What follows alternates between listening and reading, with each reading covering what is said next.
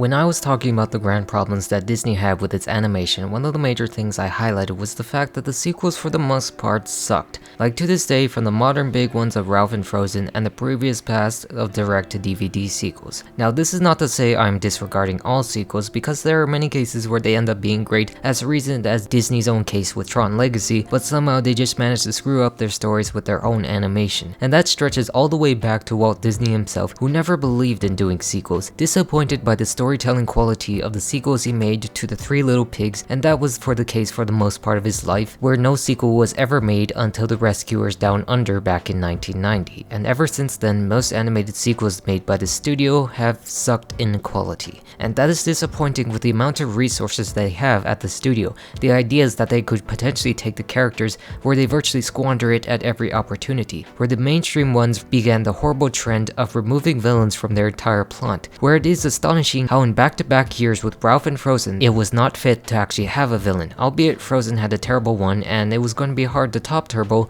but they still lacked it for something meaningful for their stories despite the financial successes that they were, and that is something that has been going on for quite some time back before the present day. Because today we're actually going to take a look at some of the examples of their earlier direct-to-DVD sequels and why for the most part they didn't work as well as they hoped for, which of course the first real one of its type came from Aladdin, their third successful movie of the Renaissance era after Beauty and the Beast and The Little Mermaid, where we discover at first they had actually had plans for a TV series after the movie, where to point out for the most part right now, these cheap sequels were actually done for the pilots of their very series. When actually looking at the quality at first glance, they don't have the shine as the regular ones done by Walt Disney Animation, where it is delegated here by the television animation department instead. It was planned at first that Return of the Jafar would be released as an hour-long pilot on television, but one of the directors of the movie suggested it would be better released on home video. But beyond that part, when the film was released, it was quite mixed. I wouldn't say that this one was bad, because it certainly did not feel up to the quality Aladdin gave, especially because of the fallout they had with Robin Williams at the time, replaced by Homer Simpson's voice actor instead. But I will give them credit for actually having some stakes in this one, with the return of Jafar being the main villain, because as we see later on, their villains would actually start to drop in quality. Yet still, for the most part in this movie, it still felt lacking in terms of its story, more focusing on the side characters that were actually being set up for the TV series as we would see later on, where at least this one can still claim to be the most successful home video release, selling over 15 million copies. And of course, they would actually make another sequel again with The King of Thieves to actually close out the series finale. This one instead had Robin Williams return as Genie, and the quality did get better in animation, which was still lower than the original film, but a step up from Jafar, because of course in this film they had most of their original cast return, where this one actually started the horrible villain trend. Like in this film, I can't really recognize the main big bad today, as he's just as memorable as most of his TV villains, which the more I talk about Aladdin, the series, the more pissed off I actually get inside, because for some reason Disney Plus does not have it, despite having 3 films, the live action film, where several other Disney films like Hercules have their series on the platform instead of this, where despite the wide variety of content they have on this platform, they seemingly cannot get everything they made that made my own childhood. But anyways, beyond that point is where we would move on to other things like Beauty and the Beast, where these sequels basically involve absolutely nothing. Well, I don't mean absolutely, but they lack any grand scale plot or major villains like Gaston in them, because the first one actually is hardly a sequel, where of course despite in the beginning and the end of the film it takes place after the first movie, most of this Christmas movie actually takes place during the events of the first film. Yes, they do have a villain where Tim Curry plays an organ, but beyond that it's not really overall important, as it once again takes place during the middle of the very first film. The other sequel, however, was basically supposed to be part of an unreleased TV show again, which a lot of these sequels actually tended to be, where some were supposed to be series based on these characters, but it just didn't happen, and they packaged what they worked on and made them into home video films instead, where of course to this day neither actually stands out in great quality as films on their own. And it was the same case for the tail end of the decade when we took a look at Lion King 2 and The Little Mermaid 2, both of them having this vaguely similar premise, with Ariel and Simba having their own offspring where each of them move beyond their own parents' want. In the case of Lion King, it focuses on Simba's daughter falling in love with a lion banished from a pride that was actually loyal to Scar and connecting those people together, where in the case of Little Mermaid, it's Ariel's daughter Melody has to be protected from Ursula's sister who wants revenge, stealing any knowledge about mermaids from her until she discovers it out herself and seeks to reunite the two kingdoms. The same generic plot point as you can see here, where no one actually really remembers those two daughters. Because are they mentioned in other material later on? No.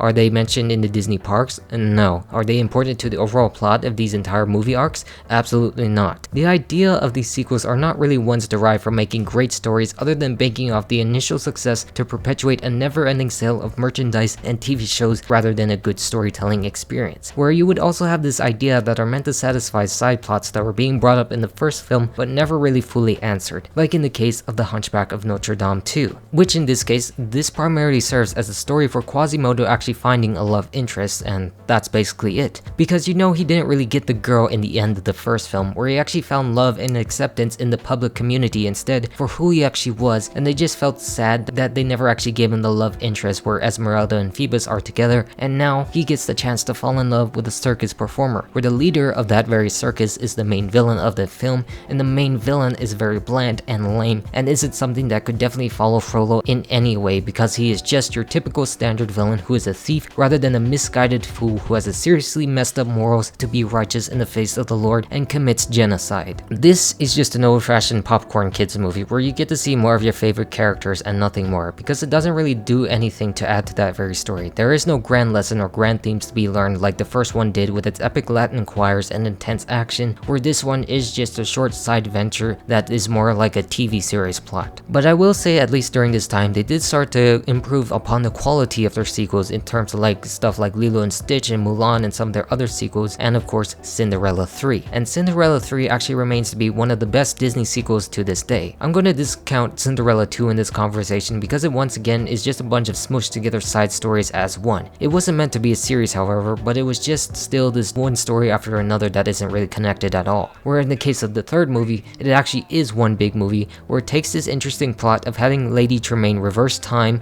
to erase the events that got Cinderella married at the end of the first, where you can now see that there is an actual story to be told. And also it had a lot more character development than the original, where I appreciate the focus on things like Anastasia Tremaine and growing from her own villainous ways, what her sister and mother shared, while Prince Charming has a little more to actually say in this film, and well, it also gave us this wonderful scene as well. I forbid you to take another step down these stairs! Okay.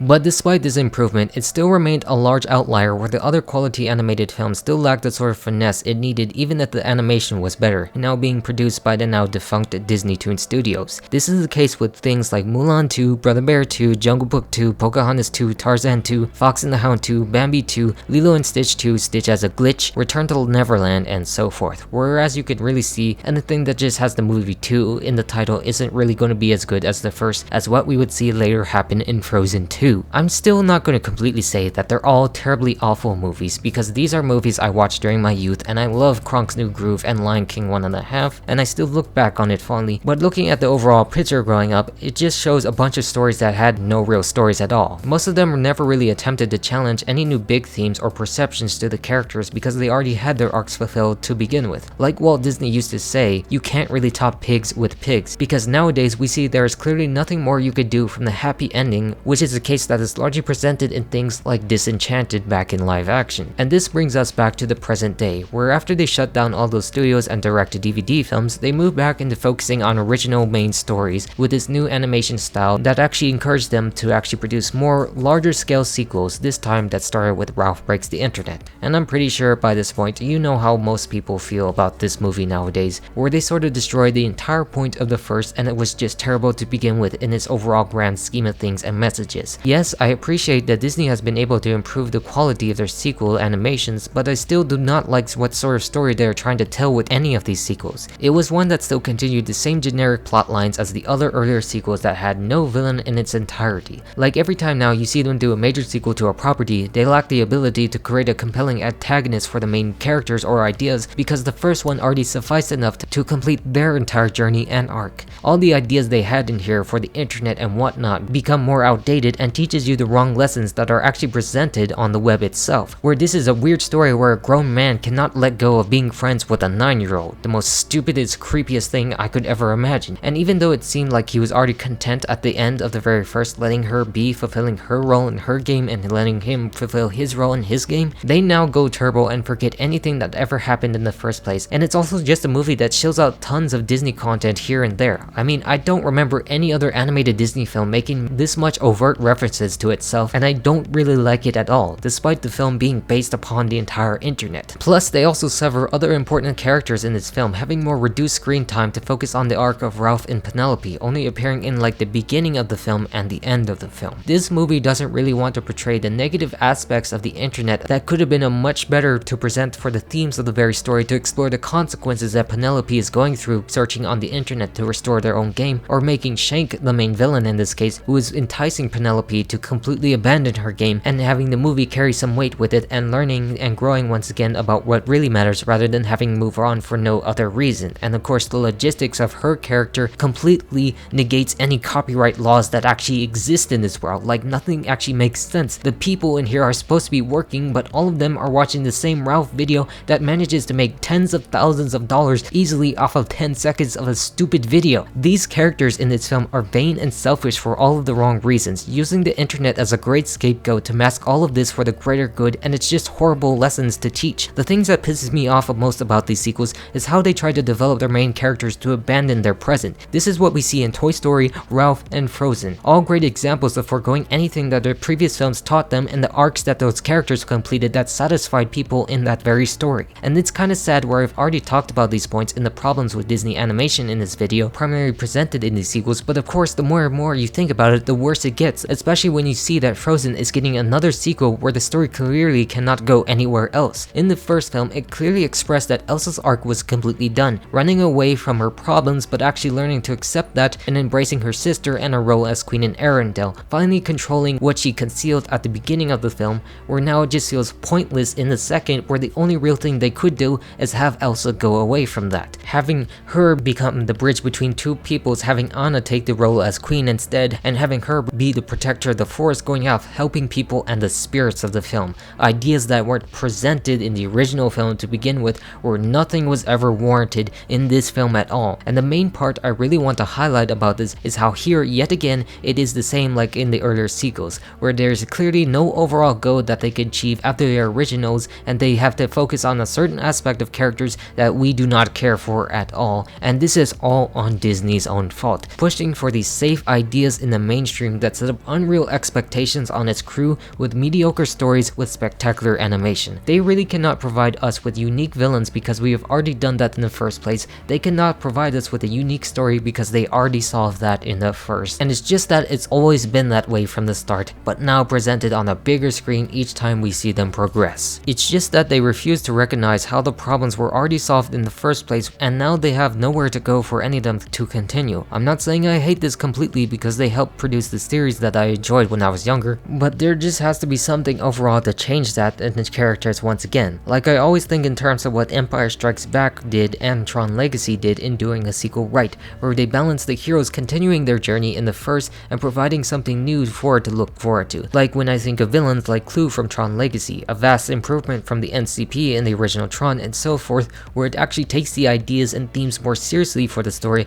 that actually acts as its own separate from the first, where these animated sequels fail to do that, living more in its own shadow than completely breaking out on its own completely. The wrong lessons and the wrong themes are not as what's supposed to happen in the story, but rather straighten the ones of the original in the first place. And this is where I'm overall sad for other characters like Kristoff in this regard, because like Calhoun and Felix, he also became a sideline character from the first, trying to express his love for Anna in the right way, but getting shafted at every opportunity because the movie does not care about him, but cares more about their dead villainous grandfather to do absolutely frick all. And this is the part where I must address Puss in Boots again, because DreamWorks managed to make a sequel that is right, that surpasses its original in all its aspects and harkens back to the much older Shrek films. How they're actually doing something better with its ideas for something already established and providing us with more villains than needed to be. Similar in the case like what Shrek 2 did with its story and characters, and adapts upon the previous messages that were presented that the characters did not yet have. And it's one that doesn't have to solely rely on its style of animation to tell that, despite being very stellar and worthy of being watched on its own, where the story once again plays a more overall important part that Disney neglected themselves. Clearly in this case